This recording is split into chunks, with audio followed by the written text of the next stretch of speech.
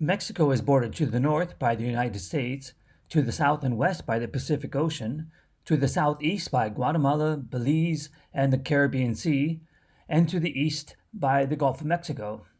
Mexico is the sixth largest country in the Americas by total area and the 13th largest independent nation in the world.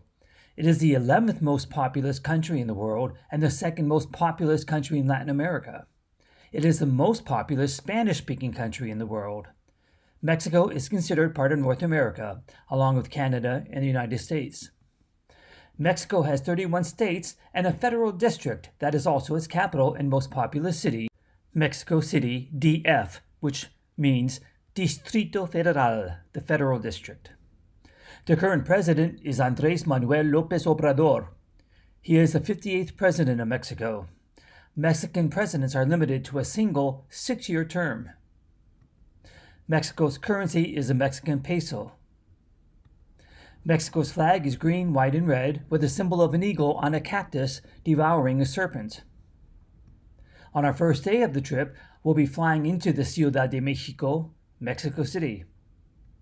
We'll get a taxi at the airport to take us to our hotel for our stay at Hotel El Salvador, the El Salvador Hotel. This is the lobby. The hotel isn't bad, especially for the price. And the rooms are big enough. Our hotel is here on a street called República de El Salvador. But in walking distance are many sights that we'll see on our stay.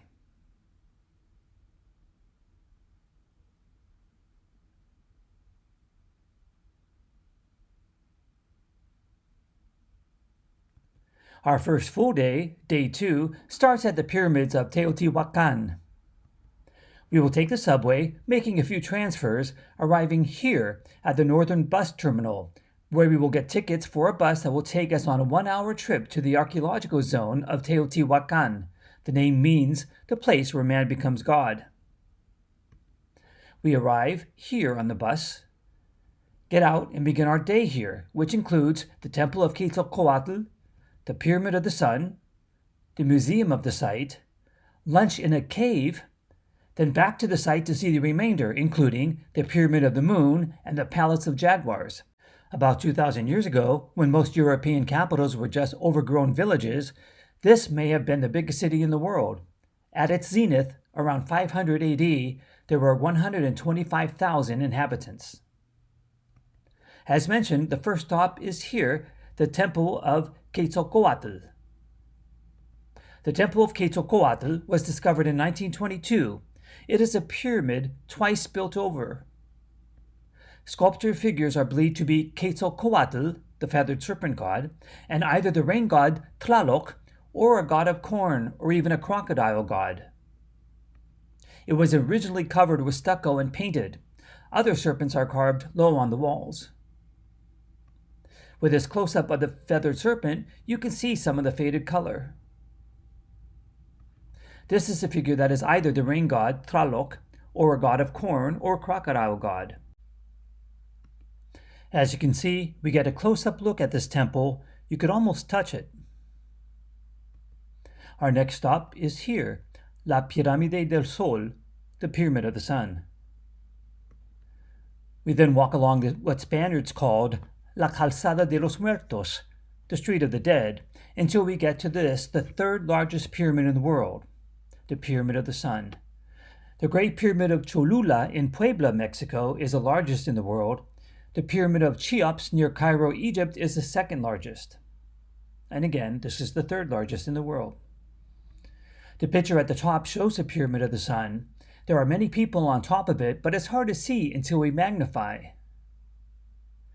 You can see people walking up the 248 steps to the top. This gives you an idea of how gigantic this is. The picture at the bottom shows the Pyramid of the Sun on the right and people walking along the Street of the Dead with the Pyramid of the Moon in the background.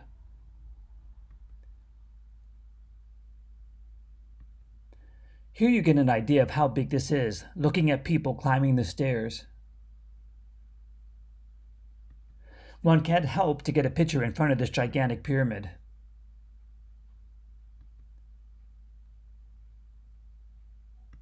Our next stop is here, the museum of the site. There's not a whole lot to see here. We mostly go here to get out of the sun a little bit. It's a small museum which has a few items, and this scale model of the place with the window showing the side of the Pyramid of the Sun. And our next stop is here, La Gruta. We'll need a break from the heat, so it's a good time for lunch in a cave. The window of this restaurant is the big cave entrance you see in the background. It's nice and cool here, and it's a perfect break. The restaurant again is called La Gruta, which means the cave. A lot of Mexican food here. I suggest tortilla soup and then platón mexicano, a sampler meal with steak, a chicken taco, a pork tamal, an enchilada, red rice and beans, maybe flan for dessert. But I'd skip the escamoles. That's ant larvae. After eating, we return to the Street of the Dead to our next stop. Here, La Pirámide de la Luna, the Pyramid of the Moon. The Pyramid of the Moon is 56 feet shorter than the Pyramid of the Sun, but due to the rise in the ground, the summit is at the same level.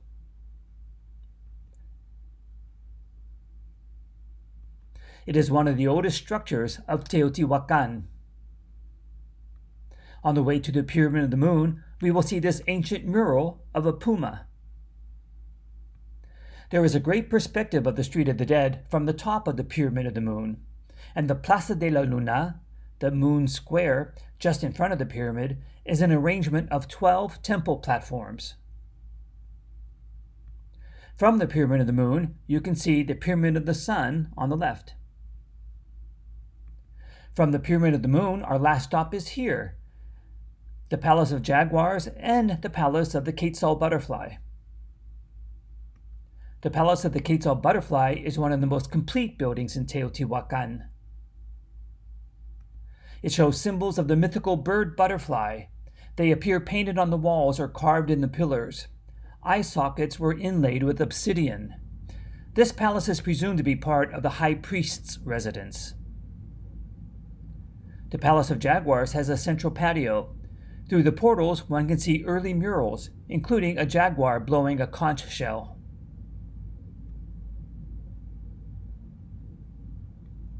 Finally, it's time to board the bus here and head back to Mexico City. We go back exactly the same way we came. Tonight, we'll take the subway to the pink zone, La Zona Rosa, for dinner. We arrive at the Zona Rosa by subway, walk a short distance to our restaurant for tonight. It is a popular restaurant open 24 hours called La Casa de Toño. It is known for its Mexican fare and especially for its pozole, seen here.